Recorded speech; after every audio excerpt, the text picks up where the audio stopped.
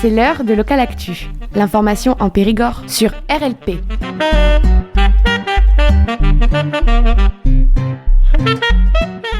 Bonjour Frédéric Paluy. Bonjour. Alors au micro de Radio Liban Périgord, vous allez nous parler d'un projet d'extension de la carrière à Lemzour. C'est bien ça ? Tout à fait. Donc vous avez créé un collectif contre cette extension de 42 hectares de cette carrière de quartz sur la commune de Lemzour. Tout à fait. Alors c'est Sauvegardons, Lemzour et la vallée de la Colle, parce qu'on n'est pas forcément les seuls touchés par l'extension de la carrière de quartz qui se situe à Saint-Jean-de-Colle. Donc c'est une carrière qui existe depuis maintenant une trentaine d'années, qui couvre à peu près, alors c'est des chiffres approximatifs, mais entre 70 et 80 hectares actuellement. Et donc il y a un projet sur la commune de Lemzour d'étendre cette carrière-là sur une parcelle qui fait 42 hectares et qui actuellement est une parcelle déjà qui est placée en zone naturelle et qui est entièrement en forêt, avec une partie de forêt mixte, c'est-à-dire des arbres de bonne qualité, des chênes, des futaies de châtaigniers, etc. Et une partie qui est, elle, utilisée pour l'exploitation forestière. Donc là, c'est des pins qui sont en place actuellement. Quel est le projet concrètement ? Donc le projet tel que le voit une mairie, c'est de travailler ces parcelles-là. Donc ça veut dire déjà déforester toute cette parcelle entièrement. Après, ils vont creuser jusqu'au filon de quartz et à partir de là, ils vont l'exploiter. Alors, il faut savoir qu'une exploitation pour une carrière de ce type-là, en général, c'est sur des périodes de 10 à 15 ans qui sont renouvelables. Donc, ça veut dire que il va y avoir destruction de tout l'écosystème, parce que là, on met la terre à nu, hein, on enlève les arbres. Donc, bien sûr, les espèces, ils disparaissent, elles sont obligées de bouger. Et après, on détruit également le sol pour arriver jusqu'à la terre. Et ça, donc, sur une durée minimale de 10 à 15 ans, voire si le filon est plus important, sur des périodes plus importantes, puisque c'est renouvelable également. Et pendant ce temps-là, on l'a vu, nous, puisqu'on n'habite pas loin, on a des parcelles qui sont totalement nues et qui peuvent rester comme ça, sur de très longues durées, avec des phénomènes d'érosion, avec quand même des grosses problématiques à ce niveau-là. Et le collectif s'est monté contre ce projet-là, non pas pour aller contre Imerys, parce qu'on n'est pas contre la technologie, on n'est pas contre l'économie, loin de là, mais déjà, ça fait 30 ans qu'on est sur la vallée de la Colle avec cette destruction, et à un moment, faut que ça cesse, enfin, faut changer. Puis je pense que les temps ont changé dans le cadre du développement durable, de la lutte contre le réchauffement climatique. On voit bien que les forêts ont un rôle central à jouer. En Dordogne, en plus, le tourisme est quand même pourrait potentiellement plus rapporter dans le temps, je pense, de manière plus soutenable que ce qu'est l'exploitation d'une carrière. Oui, alors, parce que c'est pas le seul projet de ce type de déforestation. On entend beaucoup parler de panneaux solaires, par exemple, de champs de panneaux solaires. Les deux vont même ensemble, c'est-à-dire que quand la carrière, une fois que l'exploitation est terminée, ils ont obligation de remettre en état, entre guillemets. Remettre en état, ça veut dire qu'ils remettent la terre en place. Et après, soit ils plantent, ils replantent, et là c'est problématique parce que les sols sont tellement dégradés que la plantation ne pousse pas. C'est-à-dire que nous, les parcelles qu'on a pu observer, elles sont couvertes de genêts. Donc en fait, c'est un sol très pauvre, donc les arbres ont du mal à prendre. Et d'autres parcelles, elles, sont totalement couvertes de panneaux solaires. Donc autour de la carrière, il y a deux parcelles qui ont été exploitées. Il y en a une qui fait à peu près 5 hectares et l'autre une dizaine d'hectares, sont entièrement reconverties en champs de panneaux solaires. Alors certes, c'est bien parce que ça produit de l'énergie, mais toujours pareil, entre produire de l'énergie sur un endroit où au départ il y avait des forêts, je ne pense pas que ce soit la meilleure solution, ou du moins actuellement la solution peut-être la plus attendue. Donc vous parliez tout à l'heure que vous n'étiez pas contre la technologie, et notamment Imerys, qui s'est fait connaître aussi pour l'exploitation de gaz de schiste à l'étranger.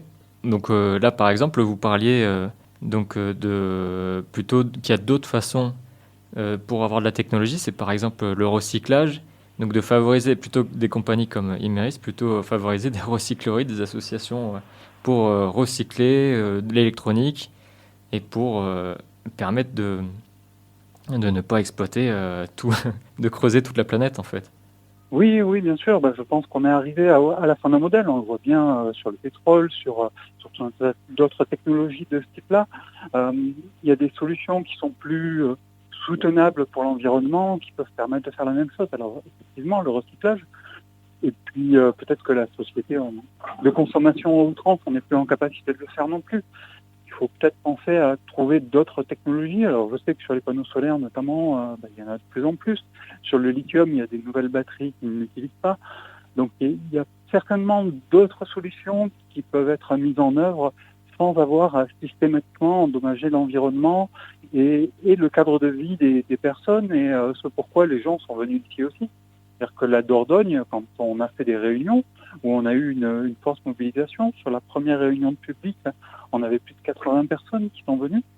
La commune de Lemzour, c'est à peu près la population de la commune, donc c'est énorme. Et qu'est-ce qu'on a entendu? C'est des gens qui soit viennent d'ici et ils sont venus dans cet endroit-là pour le calme, soit carrément des personnes qui viennent d'autres zones de la France, voire d'autres pays, qui sont à la recherche d'un cadre de vie, de nature, de calme, et absolument pas d'avoir une carrière à proximité, avec tous les dégâts que ça peut occasionner, tant pour les habitants que pour l'environnement. Alors, avant de parler des pétitions et projections que vous mettez en place, quelle est la réponse qu'on vous a donnée? À quoi sert le quartz qui va être extrait? Alors au niveau de la commune, la réponse de Madame le maire a été de dire qu'elle suivrait la position du conseil municipal. Donc on a sollicité par courriel le conseil municipal en leur proposant de venir un peu plus expliciter quel est l'effet d'une carrière pour les habitants, en prenant l'exemple des carrières déjà existantes. Donc par rapport à Imerys, eux sont tout à fait dans leur rôle, c'est-à-dire qu'ils s'appuient sur la législation, et il est clair que Imerys là-dessus est très respectueux de la législation, mais la législation là-dessus est un peu à minima, c'est-à-dire que ce qui est demandé, c'est de remettre dans l'état la parcelle. Or, on sait bien qu'une fois qu'on a détruit le sol d'une parcelle, avant que la parcelle puisse retrouver une vraie vie, la durée va être très très longue. Et ça ne prend pas en... Enfin, c'est toute une législation qui est ce qu'elle est. Il n'y a pas à débattre là-dessus. Mais elle ne va pas dans le sens de ce qui devrait être fait actuellement en termes de développement durable notamment. On ne peut pas faire autrement qu'exploiter les ressources. Pour Imerys, on est dans le cadre d'une multinationale dont le métier, effectivement, c'est d'exploiter les ressources minières notamment. Donc on a parlé effectivement de différents types d'exploitation d'Imerys. Vous avez cité le problème du lithium. Voilà, c'est son métier. Dans ce cadre-là, ils le font certainement très bien. Mais pour avoir vu nous-mêmes les parcelles, comment elles sont, les plaintes des riverains, que ce soit sur le bruit, sur la poussière, il y a déjà un gîte qui a dû fermer parce que c'est pas possible. Enfin, le tourisme avec une carrière à côté, c'est pas compatible. Hein. On le sent bien. Eux ont l'argument de l'économie, ce qui est indéniable. D'un autre côté, c'est quand même à relativiser parce qu'ils disent d'un côté qu'ils créent de l'emploi, mais qu'en ce moment, ils sont en train d'automatiser un certain nombre de postes parce qu'ils ont du mal à recruter. Et puis, comme on l'a vu dans d'autres endroits, c'est une multinationale, c'est un site qui n'a qu'une vocation. C'est-à-dire qu'une fois que le filon sera épuisé, ils changeront de site. Et nous, qu'est-ce qu'ils vont nous léguer? Ils vont nous léguer des territoires qui auront été dégradés, un peu comme on voit dans le nord de la France, par exemple. Sur le site sauvegardons-lemzour.fr, vous avez mis en place une pétition. Vous pouvez signer en ligne, donc. Oui, tout à fait. Alors sur le site, il y a deux choses. Il y a effectivement la pétition sur laquelle tout le monde peut signer. Elle est ouverte à tous, c'est entièrement gratuit. On a récolté plus de 700 signatures d'ores et déjà, ce qui est énorme. Hein. Je vous rappelle, Lemzour, c'est 80 habitants à peu près. Donc, effectivement, avec le nombre de signatures qu'on a pu recevoir, on sent bien que c'est une mobilisation qui dépasse à la fois la zone géographique de Lemzour, mais aussi le projet que nous on porte.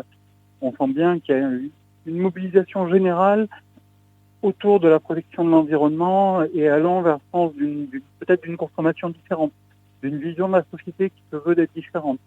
Et pour avoir déjà travaillé sur notamment les objectifs du développement durable tels que portés par l'ONU, on sent bien notamment que les nouvelles générations ont une attention particulière par rapport à cet objet-là. Alors il y a un deuxième élément sur le site, en plus de la pétition. Oui, tout à fait.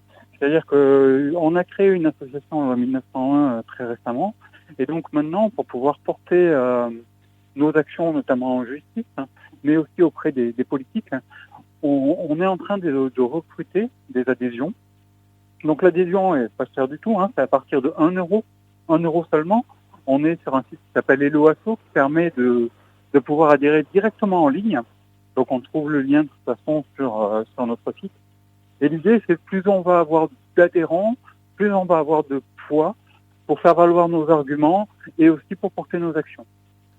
Et alors, enfin, vous proposez aussi une projection cinéma à Thiviers en début juillet.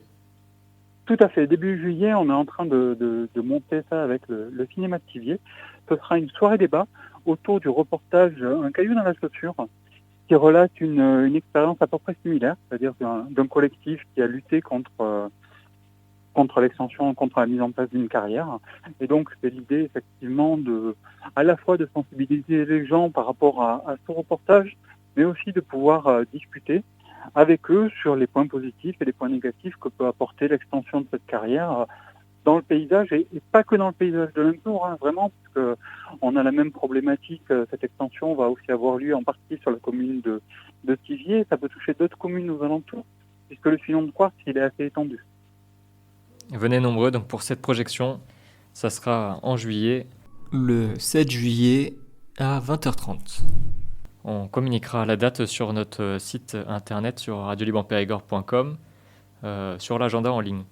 Merci beaucoup. Nous, on travaille énormément avec SOS Forêt d'Ordogne et la FEPANFO, qui nous a beaucoup aidé sur déjà à acquérir des compétences juridiques et techniques sur le sujet. On est tous des bénévoles et on n'est pas des spécialistes.